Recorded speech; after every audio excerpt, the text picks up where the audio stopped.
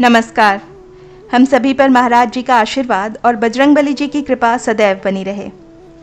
जब कोई भक्त ध्यान में, अध्यात्म में आगे बढ़ता है तो उसे अनेक तरह की परीक्षाओं से भी गुजरना पड़ता है। जहाँ एक ओर वो अपनी आध्यात्मिक उन्नति के लिए प्रयास करता है, अपने जीवन में आने वाली समस्याओं को कम करता है, वहाँ पर उसकी परीक्षा भी ली जाती है। ईश्वर या परमात्मा जिस भी लक्ष्य की प्राप्ति के लिए वो आगे बढ़ रहा हो, वो देवी देवता उसकी परीक्षा ज़रूर लेते हैं। क्या होता है जब ये परीक्षा चल रही होती है, लोगों को एकदम से पता नहीं चल पाता। जैसे कि आम जीवन में जब हमारे परीक्षा होती है तो आपको पहले उसकी तारीख बताई जाती है कि इस दिन ये परीक्षा होगी, ये वाला विषय होगा, ये वाली तैयारी कर लो। लेकिन परमात्मा की इस परीक्षा की कोई तारीख नहीं होती। इसमें जब आपको कहीं से भी ऐसा लगने लगे, ये लक्षण जो मैं आपको बताने वाली हूँ, बस आप तभी समझ लें कि आपकी परीक्षा हो रही है।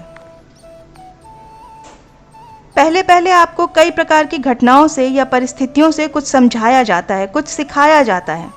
फिर जिस चीज़ को आप सोचते हो, जैसे उदाहरण के तौर पर संयम ही ले लीजिए, तो जब आप ये सोचते हैं कि हाँ, मुझे लगता है अब मेरे अंदर बहुत संयम आ चुका है, और तभी आपके संयम की परीक्षा ईश्वर ले लेते हैं।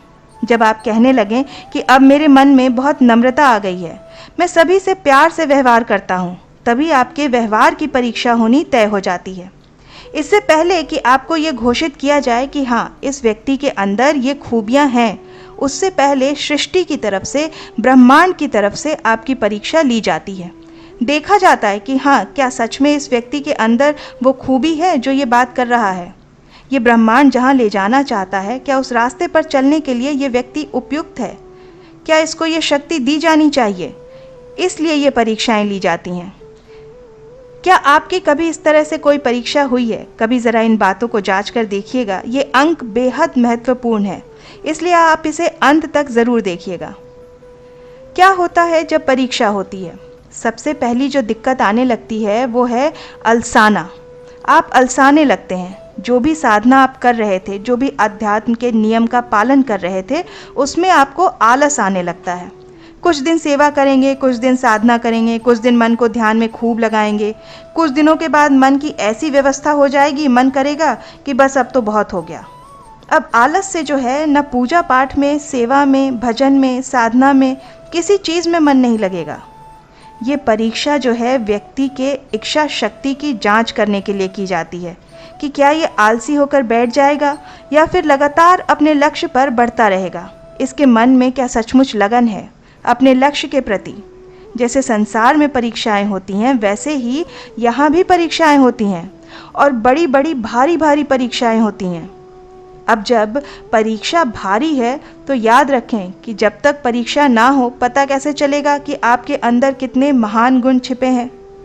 परीक्षाएं जो हैं वो परमात्मा की तरफ से इसलिए ली जाती हैं ताकि आपके ये गुण दूसरों के सामने प्रकट हो सकें, और इसलिए आपकी मजबूती की परीक्षा ली जाती है, आपके इरादों की परीक्षा ली जाती है कि छोटी मोटी बातों से ये व्यक्ति घबराया या नहीं।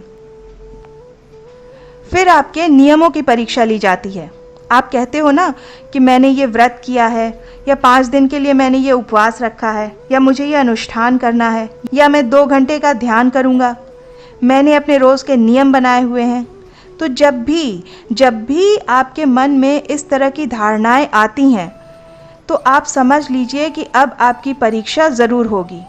और आलस्य सबसे बड़ी परीक्षाओं में से एक होता है। नियम जो है आपके डगमगाने लगते हैं, तब इस तरह की परीक्षाएं आपसे ली जाती हैं। ये देखा जाता है कि आप कितने पक्के उतरते हैं इस तरह की परीक्षाओं में। दूसरा जो सबसे ज़्यादा परीक्षा में घटनाएं घटित होती हैं, रिश्तों की उलझनें। इसके पश्चात आपके सगे संबंधी, माता पिता, दोस्त, पति पत्नी, पड़ोसी, रिश्तेदार, ये सभी आपको माध्यम बनाकर आपको भटकाने का प्रयास करेंगे। इसका मतलब है कि वो आपको तकलीफ़ देना शुरू कर देंगे। वो आपको बार बार कहेंगे कि अरे ये क्यों चल रहा है इस रास्ते पर, क्या बेवकूफ़ी वाली बात है, इसका दिमाग ख़राब है क्या। लोगों के मुंह से आपको ये बातें सुनाई जाती हैं, पर आप ये याद रखिएगा कि ये वो लोग नहीं हैं जो बोल रहे हैं। उनके भीतर जो बैठा हुआ है वो परमात्मा, वो उनसे ये बातें बुलवा रहा है। उनकी उस बात को आप समझ लेना कि आपकी परीक्षा ही हो रही है। इनके अंदर से बैठकर वही परमात्मा उनसे ये सब कुछ बुलवा रहे हैं। इसलिए ज़रा सावधान रहें। आपको आपके पथ से भटकाने के लिए ये लोग जिन पर आप सबसे ज़्यादा विश्वास करते हैं, ये सब वही लोग सबसे ज़्यादा बोलेंगे। यहाँ तक कि माता पिता आपको लगेगा कि धर्म संकट आपके सामने खड़ा कर दिया गया है। अब माता पिता की बात मानूं या मैं अपने इरादों की, जो मैंने संकल्प लिया है उसकी मानूं, या मैं क्या करूं? तो कहीं ना कहीं आपको बड़े प्यार से सभी को समझाकर अपने मजबूत संकल्प शक्ति का परिचय सबको देना पड़ता है कि देखो, ये सारी बातें आपकी ठीक हैं, मैं आपका पूरा सम्मान करता हूँ, लेकिन ये एक मैंने संकल्प लिया है कि मैं ये नियम पूरे ज़रूर करूँगा, तो इसमें आप मुझे ना रोकें।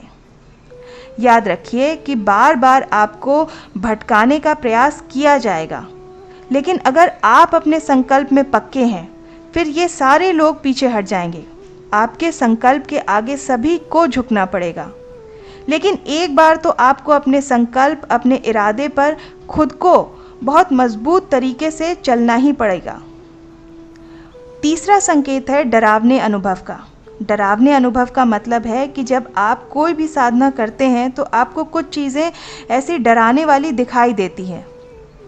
पहले पूजा साधना ध्यान में शुरू में आपको बड़ा आनंद आएगा, अच्छा लगेगा, लेकिन कभी कभी बीच में ऐसा हो जाएगा कि अपने आसपास में या किसी भी तरीके से आपके ऊपर कोई नकारात्मक शक्ति चोट करेगी, जो आपके मस्तिष्क को, आपकी समझ को, आपकी इच्छा शक्ति को पूरा झकझोर देगी। और यहाँ पर जो छोटे मोटे साधक होंगे वो हार जाएंगे। यहाँ पर आप ये समझें कि बस परमात्मा ने, आपके देवी देवता ने, आपके इष्ट ने आपको केवल अपना एक रौद्र रूप दिखाया है, बस, उससे ज़्यादा ये और कुछ नहीं है। आप ये याद रखें कि जब तक आप इन परीक्षाओं को पास नहीं करेंगे, अपने आराध्य के दर्शन आप नहीं कर सकते हैं। आप जिस लक्ष्य के रास्ते पर चल रहे हैं, उसमें जो भी आपका गंतव्य है, वहाँ पर आप नहीं पहुँच पाएंगे जब तक आप इन डरावने अनुभवों से, नकारात्मक चीज़ों से गुजर न जाएं। हम लोगों को ऐसे रास्तों से रोज़ ही गुजरना पड़ता है। हर रोज़ इस तरह की परीक्षाएं होती हैं। परीक्षाएं तो आप समझ लीजिए कि जीवन का एक महत्वपूर्ण अंग है।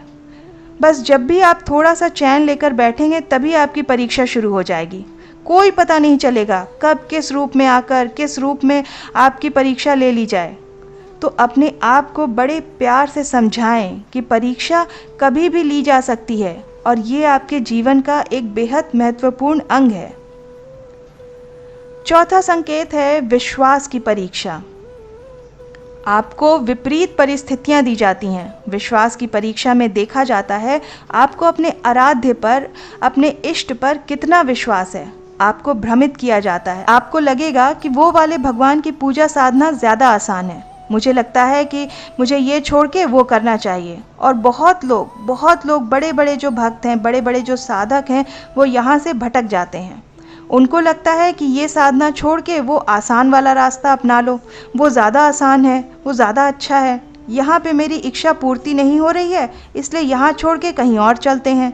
छोटे मोटे जुगाड़ू साधन लगा लेते हैं ताकि किसी भी विधि से बस हमारी मनोकामना पूरी हो जाए। उसके बाद हम दूसरे लोगों को भी भ्रमित करना शुरू कर देते हैं, क्योंकि लोग भी थोड़े समय बाद आपसे पूछना शुरू कर देंगे कि भाई इतने साल से तू साधना कर रहा है, इतने साल से भक्ति में लगा हुआ है, आखिर क्या मिला? लोगों को लगता है कि ध्यान साधना करने का मतलब है, भक्ति करने का मतलब है कि कुछ दिनों के बाद आप कोई एकदम चमत्कारी बाबा बन जाएंगे और उनसे पूछेंगे कि अब बताओ वत्स, तुम्हारी क्या इच्छा है। पर वास्तव में ऐसा नहीं होता है। हम कोई चमत्कारी बाबा बनने के लिए भक्ति नहीं करते हैं, ना कोई साधना बाबा बनने के लिए या सिद्धि प्राप्त करने के लिए करते हैं। हम अपने अंतरात्मा को जगाने के लिए ऐसा करते हैं। किसी और से हमारी कोई प्रतियोगिता नहीं चल रही। हम अपने आप से, हमारा संघर्ष है, अपनी ही नकारात्मकता से ये हमारा संघर्ष है, अपनी अतीत से हमारा ये संघर्ष है। अपना विश्वास अपने इष्ट पर, अपने आराध्य पर कायम रखना ही है। खुद को बार बार ये बात बताइए, खुद को बार बार ये भरोसा दिलवाना पड़ता है। बार बार परीक्षाएं होंगी, अलग अलग रूपों में होंगी।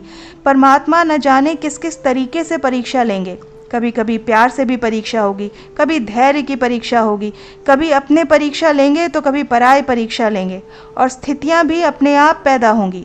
ऐसी ऐसी परिस्थितियां पैदा हो जाती हैं, इतनी विकट परिस्थिति आ जाती है जब आपको लगता है कि बस अब तो विश्वास डगमगाया। तब उस समय अपने आप पर भी भरोसा छूटने लगेगा। पहले जब अपना विश्वास टूटे तो अपने ऊपर भरोसा कायम रखने की कोशिश करें, क्योंकि आपके भरोसे पर ही आपके इष्ट का, आपके आराध्य का भरोसा टिका होता है।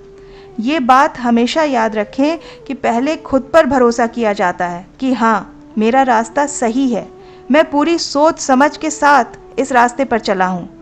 जब ऐसे आप संकल्प करके आगे रास्ते पर बढ़ते हैं तो एक दिन आप ये सारी परीक्षाओं में पास होकर अपने गंतव्य तक ज़रूर पहुंचते हैं। तो इसलिए आप अपने गंतव्य तक, आप अपने लक्ष्य तक ज़रूर पहुंचने का प्रयास करें। इसके लिए मेरी बहुत बहुत शुभकामनाएं आपके साथ हैं। आशा करती हूँ कि आज का ये अंक आपकी साधना में और महाराज जी की भक्ति में सहायक सिद्ध होगा।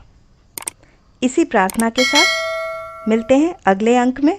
तब तक के लिए जय बाबा की। हरे राम राम राम हरे राम राम राम हरे कृष्णा कृष्णा कृष्ण कृष्ण